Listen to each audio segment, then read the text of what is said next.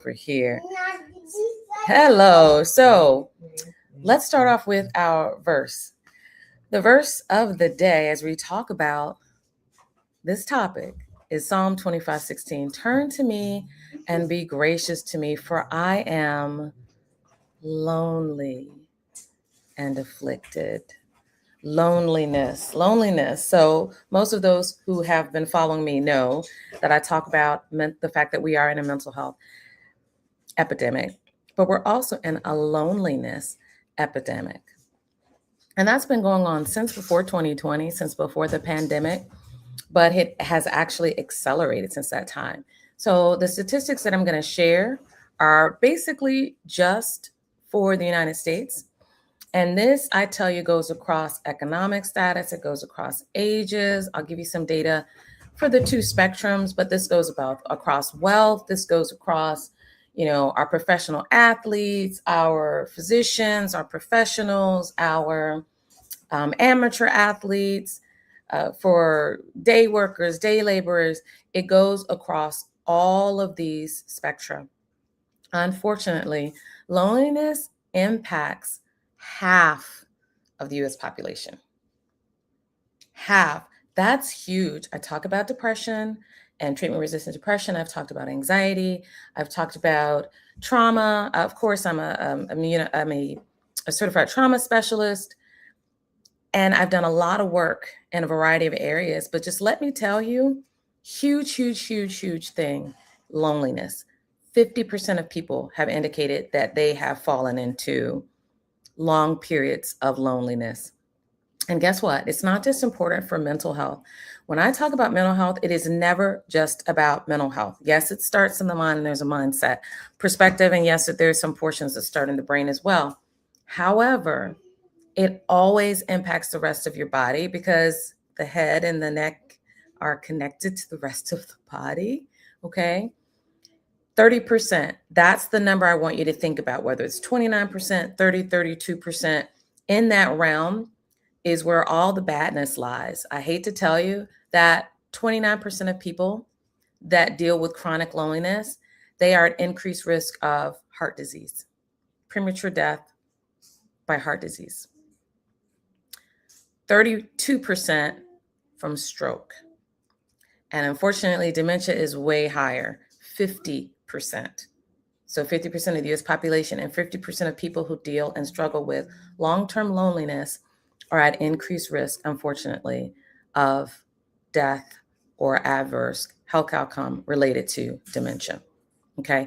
Now, yes, I did say that it impacts all different groups of people. We used to think it was mostly the elderly, and they're still in there. There's still significant loneliness among that group. But guess who is the hardest group at this point in time? It's actually very scary. It's our young adults.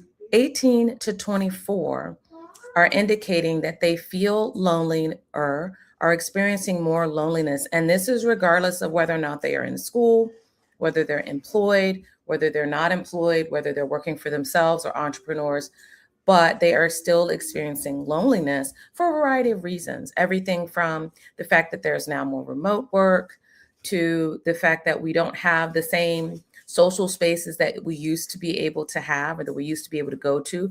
Some of those spaces no longer exist.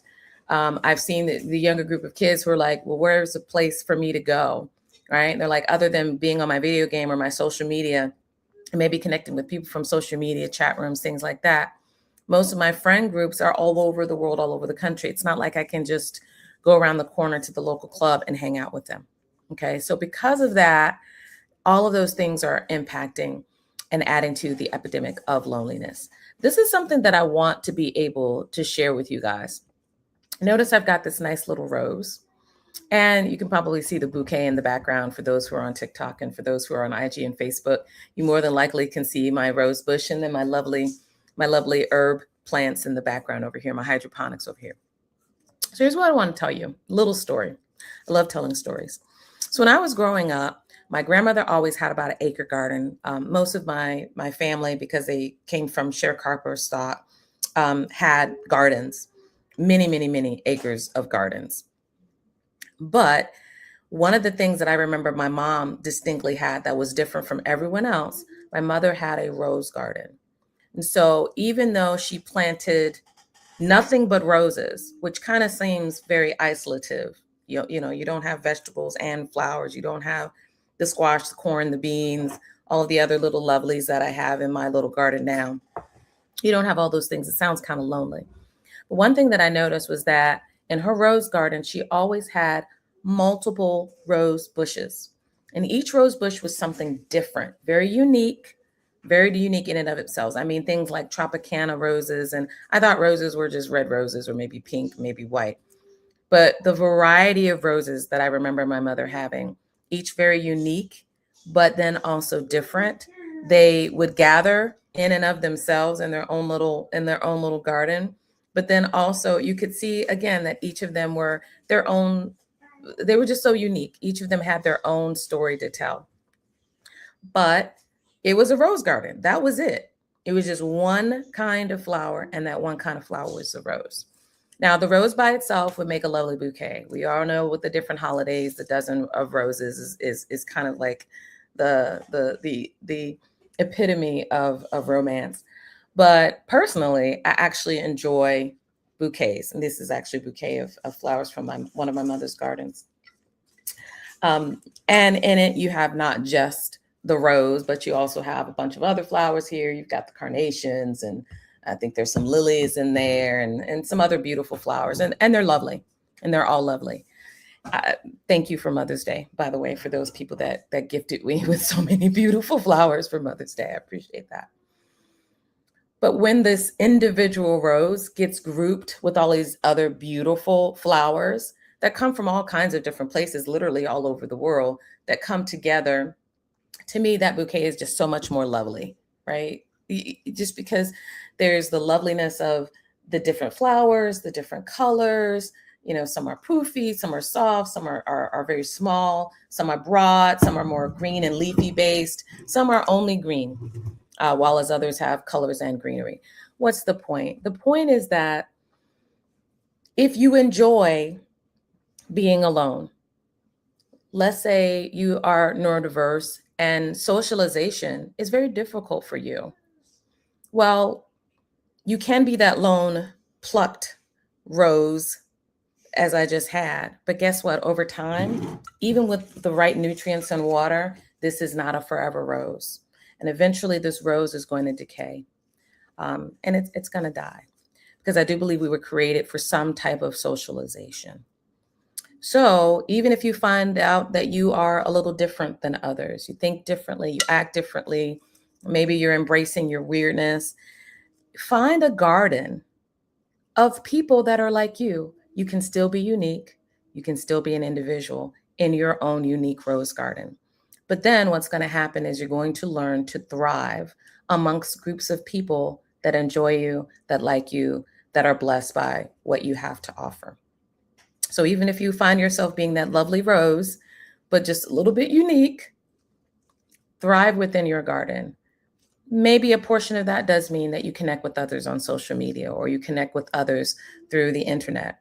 Vet people, of course, and there's wonderful ways to learn about doing that. You can Google that or use your own favorite search engine. But then once you do that, make sure that you're doing things to kind of keep yourself planted and rooted to the things that grow you, right? You need to be in good soil. You need to be a part of another group of people that are going to be a blessing to you. Okay. I've seen people that are in Zoom meetings, group chats, folks that have started out individually in groups that there are people from all over the country, all over the world.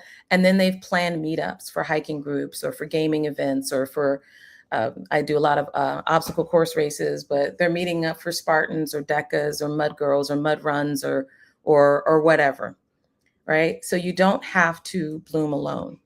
If you are the person that you want other people around you, you want to socialize, and it's a struggle for you, there's probably an app for that, and there's probably a group for that. There is likely a bouquet waiting for you, a bouquet where some people are on the autism spectrum, some people are neurosparkly or neurodiverse, some people have ADHD, some people are neurotypical, Some people are green thumbs. Some people are brown thumbs. Some people are thriving and ready to bloom. Some people that smell so sweet. Some people that smell kind of stinky. And then there are going to be people that don't really look like they're doing very much, but trust me, they're adding to the bouquet. Okay. If those are the group of people that you need to find them. There is a group out there for you. If you need a little prep work, there are some wonderful groups that can help you with socialization. I love Autism Society because they've got some wonderful socialization groups for people that are on the spectrum for level 1, 2, and 3. Absolutely love the groups through NAMI and Mental Health America, especially NAMI. I've worked with them for many, many years. I've been on the previous boards for NAMI, National Alliance for Mental Illness. There's usually ones that are county, sometimes state specific, but usually county specific. And if it's a very broad county, multiple ones of them will sometimes connect together. But if they do that, that just means there's more opportunities to meet like-minded folks. But there really is no reason for you to have to be lonely. Okay. Now, sometimes being isolated or distancing yourself is not a bad thing. You guys know I'm a Jesus girl, and I absolutely love talking about Jesus. I think we can learn a lot about the life that was lived on earth. There were many, many times that he pulled away for the purpose of just being alone so that he could pray, become rejuvenated, and then go back out there. I've had many, many people that I've seen, patients especially, who have said they get exhausted and incredibly tired when they're interacting with lots of people or engaging with people. Even sometimes folks that they know, it's very exhausting. So they have to have time to pull away. If you love someone that way, if you support someone that way, please give them that kind of time that they need to socially regroup. That you may be the social butterfly that can go from event. I used to be the type that could go from a morning event to an afternoon event to an evening event. I wouldn't need anything. That evening I'd be super tired. I'd sleep, and then the next day I can get up and do it all over again. Nothing to me, right? I mean, I might be a little tired, but for the most part, I wasn't exhausted. There are people within my family, that's not their thing. They need time in between events to just go and recuperate and rest because the socialization can be exhausting for them. Okay. Can sometimes be anxiety provoking, and other times it can be very exhausting for them. So those folks will need to pull away and just kind of recoup. If you know a person like that, give them grace and allow them to do that. Okay. They are still a part of your bouquet, but they may be the one that's kind of sticking in at the bottom. They may be more of the greenery than the outright bloom.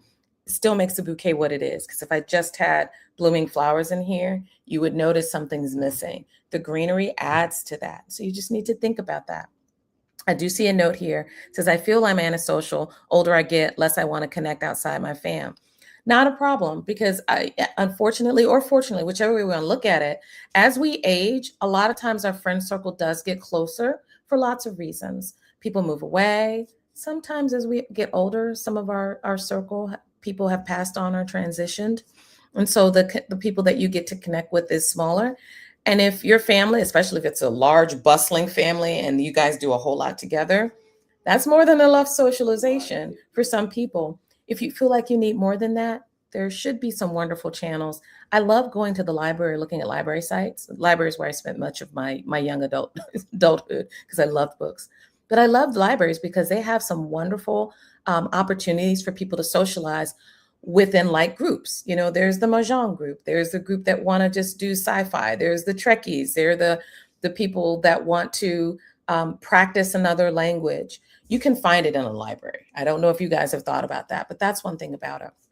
And for the antisocial, we'll talk about true antisocial personality disorder at another time versus just kind of being antisocial. Like, I really just don't, want to socialize right now. Again, many reasons. Jesus pulled away so he could spend time with his Father and spend time getting energized and rejuvenated and focus on his mission and not get distracted by all kinds of things. Other things for people, they might be considered, folks might say antisocial, but it's not pathological antisocial, not antisocial personality disorder. It's just right now, I don't feel like being social. You may need that time to rest. You may need that time to fill your cup up. If your cup is completely empty, if my bouquet was completely empty, this would not bloom very long. It has to have opportunities to pull back, to just re-energize. Yeah. And get that energy back. So I hope this has been really helpful for you. TikTok, I started you guys first, so I'm going to end you first. And then I'll go over and say hello to my friends who are over on Facebook, Instagram, hi, YouTube, and LinkedIn. That's who I was going to say, folks who are over on LinkedIn. So again, wherever you happen to be, bloom where you're planted, but really enjoy those nutrients of where you're planted. And if you need to be around more like-minded folks, that's totally fine. Totally fine if you end up needing to just be around a rose garden. Totally fine if you end up being that around the bouquet of folks where there's every kind of flower. Totally fine if you just need to be in the vegetable patch, right? Totally fine if you're the canopy tree that just kind of sits back and observes everything that's going on down below. And you don't always have to be out front engaging in everything. That's fine. Again, bloom where you're planted, and just share your light with somebody else, because how lovely is this, right? If I only kept this in my garden or only kept this and never share with anybody, what fun would that be? Okay. All right. You guys have a very blessed day on purpose. Take care. And for my folks that are over here again on Instagram and Facebook and all the other places, always lovely to see you. Always lovely to have you. I am going to end with the music because you guys didn't get to hear it. So as you go off, I will tell you I didn't tell TikTok who this was. Actually, I can't play the music because Facebook's going to stop it. Sorry. Well, the music was from Maxwell's Urban Hang Suite. I know, so far ago, so long ago. So as we were talking about loneliness, lonely is the only company. There is nothing wrong with being lonely because of grief and loss. Nothing wrong with being lonely because you're in a relationship and you want one thing and the other person wants something else. And you're feeling a little lonely because they're into their thing and quite content with that, but you're kind of over here feeling a little lonely. There's nothing wrong with that.